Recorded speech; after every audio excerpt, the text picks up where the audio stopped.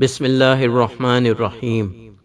لاکھوں کروڑوں درود و سلام نبی آخر الزماں صلی اللہ علیہ وآلہ وسلم، آپ کے اہل بیت، آل اور اصحاب پر۔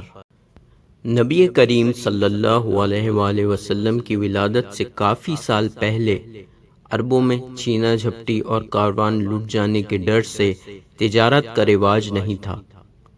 وہ لوگ مویشی پال کر اور غلہ اگا کر خود ہی گزر بسر کیا کرتے تھے۔ اسی وجہ سے اکثر تنگی اور پریشانی کا بھی سامنا کرنا پڑتا۔ ایک بار ان لوگوں کو سخت قحط سالی کا سامنا کرنا پڑا۔ ایسے میں مکہ کے سردار، جن کا نام عمر الاولیٰ تھا، ایران جا کر کثیر مقدار میں غلہ لے کر آئے۔ تمام قبیلے کے عورتوں کو انہوں نے اس غلے کو پیس کر روٹیاں بنانے پر لگایا، اور کیونکہ مویشی اور جانوروں میں خود کفیل تھے، اس لیے روٹیاں بنانے کے ساتھ ہی کئی 100 اونٹوں کی قربانی کر کے ان کے گوشت کا سالن بنوایا۔ جب روٹیاں اور سالن پک گیا تو عمر الاولیٰ نے سالن کو بہت سے تھالوں میں ڈالا اور روٹیوں کو توڑ توڑ کر ان تھالوں میں ڈالنا شروع کیا، حتیٰ کہ تمام روٹیوں کو سالن میں ملا دیا۔ اس طرح ایک نیا پکوان وجود میں آیا جس کو سرید کا نام دیا گیا۔ اس کے بعد آپ نے تمام مکہ میں دعوت عام دی اور قحط کے اس سخت دور میں دل کھول کر تمام اہل مکہ کو سرید کھلائی۔ سرید اتنی کثیر مقدار میں تھی کہ باقی بچی ہوئی سرید کو محفوظ کر کے کافی عرصے تک استعمال کیا، حتیٰ کہ اللہ تعالیٰ نے کرم کیا، بارش برسائی اور اہل مکہ نے اس قحط سالی سے نجات پائی۔ چونکہ سردار مکہ عمر الاولیٰ نے یہ سرید بنائی تھی اور سرید بنانے والے کو ہاشم کہتے ہیں، اس لیے عرب نے عمر الاولیٰ کو ہاشم نام سے پکارنا شروع کر دیا، اور یہی مکہ کے سردار ہاشم نبی کریم صلی اللہ علیہ وآلہ وسلم کے پردادا ہیں۔ قحط سے نجات پانے کے بعد حضرت ہاشم نے سوچا کہ ایسا نہ ہو اگلے سال پھر تنگی اور پریشانی کا سامنا کرنا پڑے۔ آپ نے اپنے چند خاص دوستوں کو ساتھ لیا، تجارتی قافلہ تیار کرایا اور شام، یمن، روم کے سفر پر نکل گئے۔ یہ پہلی بار تھا کہ مکہ سے تجارتی قافلہ نکلا۔ حضرت ہاشم جب قیصر روم کے دربار میں پہنچے تو درباریوں نے قیصر روم کو بتایا کہ عرب سے یہ بندہ آیا ہوا ہے جس نے دنیا کی نئی ڈش ایجاد کی ہے جس کا نام سرید ہے۔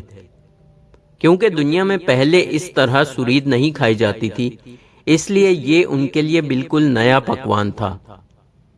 قیصر روم نے حضرت ہاشم کو بلوایا اور آپ سے گفت و شنید کی۔ کیونکہ نبی کریم صلی اللہ علیہ وآلہ وسلم کا نور حضرت ہاشم کے اندر تھا، اس لیے آپ کی شخصیت بہت سحر انگیز تھی۔ آپ کی اسی سحر انگیز شخصیت کی بنا پر قیصر روم آپ کا گرویدہ ہو گیا اور آپ سے اچھی خاصی دوستی ہو گئی۔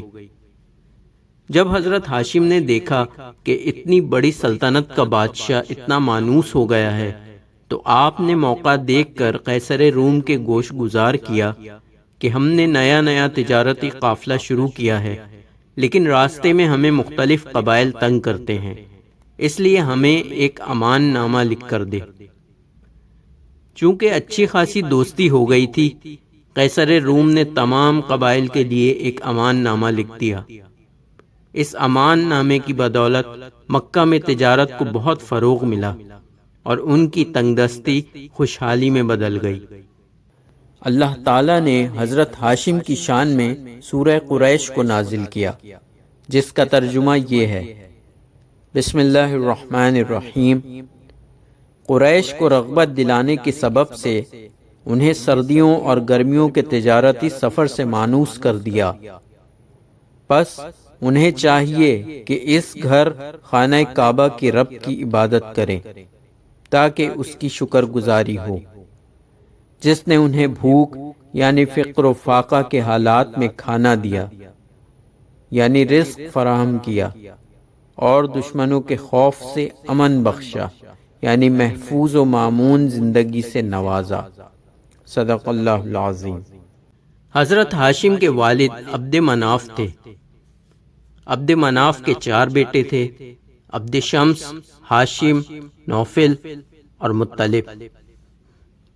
ان میں ہاشم اور عبد شمس جڑواں بھائی پیدا ہوئے تھے۔ روایت میں ہے کہ یہ دونوں آپس میں جڑے ہوئے پیدا ہوئے تھے۔ ایک روایت میں ایک کا سر دوسرے کے پیر سے جڑا ہوا تھا، دوسری روایت کے مطابق دونوں کے کندھے آپس میں جڑے ہوئے تھے۔ ان کو دیکھ کر گھر والے پریشان ہو گئے کہ یہ کیسے جئیں گے اور کیسے پروان چڑھیں گے۔ طبیبوں نے بڑی کوشش کی لیکن دوا سے اس کا حل ممکن نہ تھا، اس لیے فیصلہ ہوا کہ تلوار سے دونوں کو الگ کیا جائے۔ اب ان کا نصیب بچنا ہوگا تو بچ جائیں گے۔ تلوار سے دونوں کو الگ کیا گیا۔ اللہ کی شان کے دونوں بچ گئے اور سلامت رہے۔ لیکن اس دور کے اہل علم اور دانشوروں نے پیشن گوئی کی کہ کیونکہ ہاشم اور عبد شمس میں تلوار سے فیصلہ ہوا ہے اور دونوں کا خون بہا ہے، اس لیے قیامت تک ان کی اولادوں میں جھگڑا چلتا رہے گا۔ تاریخ شاہد ہے کہ یہ پیشن گوئی سچی ثابت ہوئی۔ عبد شمس کے بیٹے امیہ اور ہاشم کے بیٹے عبد المطلب آپس میں مد مقابل رہے۔ ان کے بعد عبد المطلب کی اولادوں میں عبداللہ کے بعد حضرت محمد مصطفیٰ صلی اللہ علیہ وآلہ وسلم، اور ادھر امیہ کی اولادوں میں ابو سفیان بن حرب۔ آپ صلی اللہ علیہ وآلہ وسلم اور ابو سفیان میں جھگڑا رہا۔ اس کے بعد شیر خدا حضرت علی رضی اللہ تعالی عنہ، کیونکہ آپ صلی اللہ علیہ وآلہ وسلم کے بیٹے کے درجے پر ہیں، حضرت علی رضی اللہ تعالی عنہ اور حضرت امیر معاویہ رضی اللہ تعالی عنہ بن ابو سفیان میں کئی جنگیں ہوئیں۔ اس کے بعد حسین بن علی اور یزید بن معاویہ کے درمیان واقعہ کربلا ہوا۔ اس طرح یہ جنگ قیامت تک جاری رہے گی۔ نبی کریم صلی اللہ علیہ وآلہ وسلم اور ان کی اولادیں حق پر ہیں اور ہمیشہ رہیں گی۔ اس بارے میں نبی کریم صلی اللہ علیہ وآلہ وسلم عمار بن یاسر رضی اللہ تعالی عنہ کے بارے میں فرما چکے ہیں کہ میرا یہ عمار جس طرف ہوگا وہ جماعت حق پر ہوگی، اور یہ عمار بن یاسر ہی تھے جو شیر خدا حضرت علی مرتضیٰ رضی اللہ تعالی عنہ کے ساتھ تھے اور ان کے ساتھ ہی لڑتے ہوئے شہید ہوئے۔